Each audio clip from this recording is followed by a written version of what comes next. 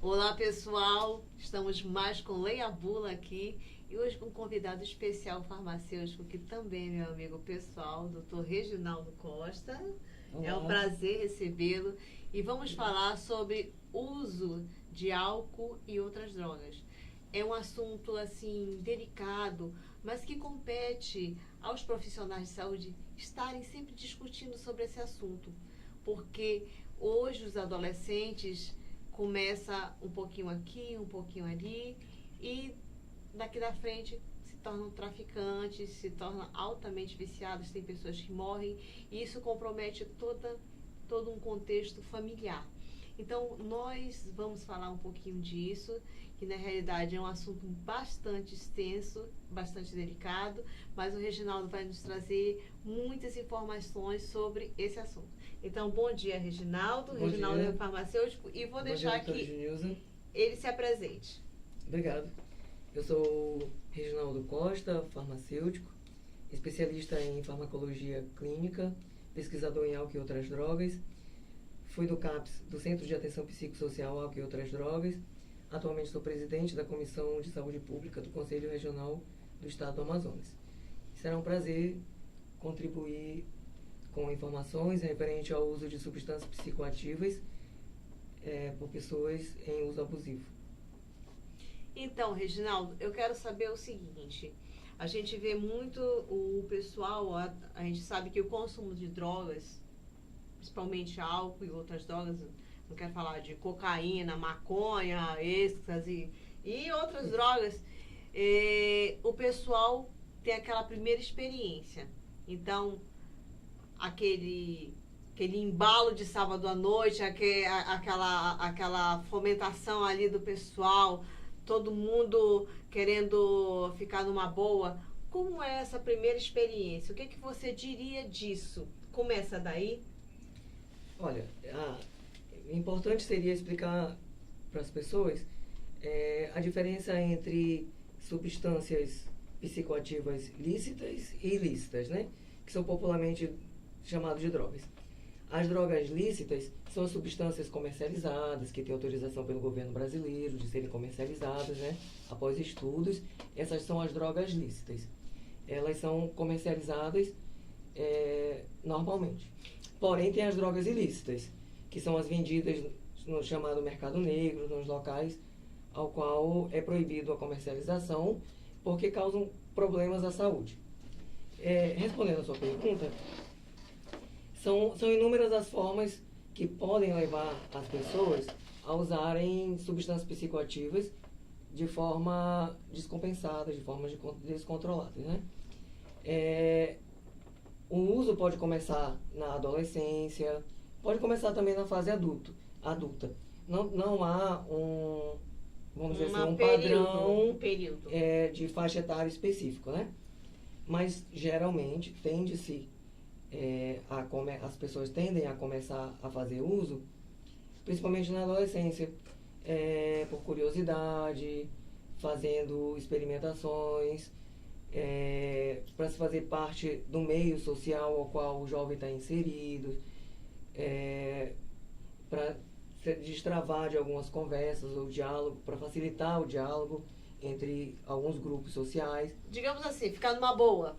Algumas pessoas pensam e entendem que devem usar substâncias psicoativas, principalmente álcool e outras substâncias, cocaína, entre outras drogas, para ficar numa boa, né, naquele momento. Então, muitas pessoas buscam esse recurso, né? Buscam essa alternativa de uso. Você falou em drogas lícitas e ilícitas. Vamos ver se você me dá um exemplo de drogas lícitas. Seria a morfina, o dormonide, essas drogas que precisam de prescrição médica. São essas drogas? Faça assim, dê algumas diferenças de drogas lícitas e ilícitas para as pessoas saberem o que realmente são. Tá. As drogas lícitas são as drogas que foram pesquisadas, sintetizadas, né, descobertas, E aí, elas estão no mercado para serem usadas, no caso, dentro de prescrição médica, né, após avaliação clínica do paciente. Mas o profissional de saúde, ele sabe a concentração adequada, ele sabe a patologia clínica ao qual o medicamento deve ser administrado. As drogas ilícitas, o maior agravante é de não saber a origem, não haver pesquisa clínica, não saber concentração adequada, e o uso pode se tornar de forma descontrolada. Reginaldo, uma curiosidade, assim, na minha família, né, nunca teve... Eu acompanho algumas famílias, né, mas na minha família nunca teve uso de drogas. O que você acha, o que leva uma pessoa a fazer uso de drogas? O que desencadeia isso? Como é isso? Tá. Essa pergunta ela é bem interessante, ela é muito pertinente, porém, não há uma pesquisa ou não há um consenso comum no meio científico para que se possa afirmar categoricamente que uma conduta ou um determinado problema possa levar o uso de substâncias psicoativas, ao uso de drogas. Porém,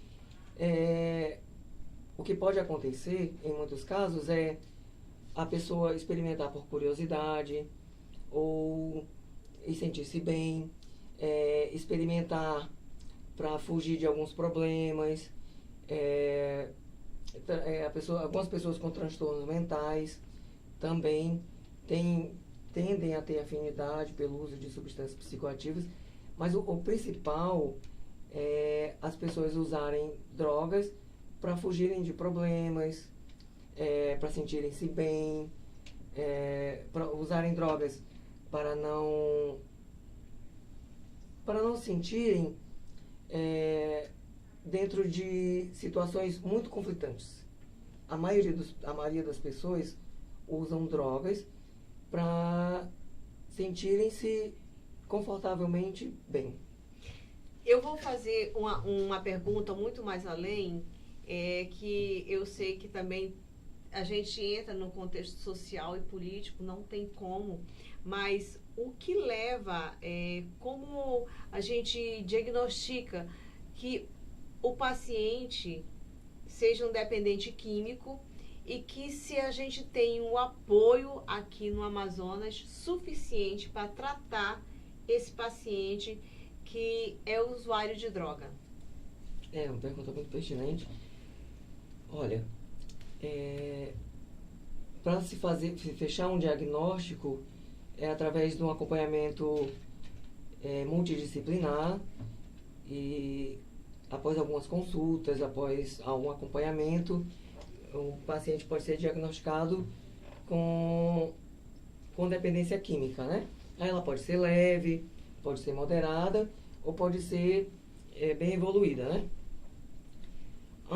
Uma das principais causas de se observar que o paciente está em uso de substâncias psicoativas e que está levando a uma dependência é quando o paciente usa por repetidas vezes essa substância e quando ele sente a necessidade de fazer o uso da substância ao qual ele tem afinidade e quando esse paciente ele perde o controle. Ele precisa usar porque o corpo dele necessita, né? O corpo dele pede. Essa dependência pode ser psíquica ou química, né? Mas a maioria das vezes o paciente tem a dependência química. E aí ele usa para satisfazer as suas necessidades fisiológicas em relação à substância que ele já tem afinidade. E, assim, complementando, como eu disse, a gente tem apoio, porque, assim, eu já participei do CONEM, né? Que é um Conselho Estadual de Drogas. E se a gente tem um apoio realmente pertinente ao que a quantidade de usuários de drogas aqui no Amazonas. Vamos nos reportar no Amazonas, porque isso aqui não é um problema somente local, o uso de drogas. É um problema a nível de Brasil, né? mundial, É um a problema nível mundial, né? Só que a gente vê que as coisas estão crescendo muito mais. Hoje existem facções, coisas assim que de tá dominando a droga, chegou droga. Então é um problema que no meu passado, há muito tempo atrás, a gente só ouvia falar de maconha. Hoje tem drogas que eu não sei nem o nome mais. Tem drogas assim triplicadas, tem drogas diferenciadas. Então eu quero saber se existe realmente uma política de controle sobre essas drogas, né, dos usuários de drogas, e se a gente tem apoio de centros para tratar esses pacientes. O governo brasileiro ele tem formas de combate, né, em relação ao tráfico, que é uma questão. A outra questão são as questões referentes aos cuidados às pessoas em uso de substâncias psicoativas. No Amazonas, nós temos alguns locais que fazem o acompanhamento de pessoas que estão em uso abusivo de álcool e outras drogas. Nós temos o Centro de Reabilitação, que é do estado do Amazonas, né, uma clínica. Nós temos o Centro de Atenção Psicossocial, Álcool e Outras Drogas do município, e temos outros centros, né, que recebem apoio do governo federal e recebem os pacientes. Recebem verbas e prestam o serviço de atendimento e acolhimento às pessoas em uso de substâncias psicoativas. Porém, são serviços que precisam melhorar, que precisam se desenvolver mais, vamos dizer assim. Temos que ter mais oferta. A demanda pelo serviço de apoio a essas pessoas é muito grande em relação ao que o governo brasileiro ainda pode oferecer no estado do Amazonas. Então, precisa haver um melhoramento, precisa haver uma melhor qualificação entre os centros de apoio. Nós temos um centro de referência muito bem equipado no município. O Centro de Atenção Psicossocial é formado por uma equipe multidisciplinar de diferentes profissões e é um centro muito bem preparado para receber as pessoas em uso de substâncias psicoativas, porém apenas um.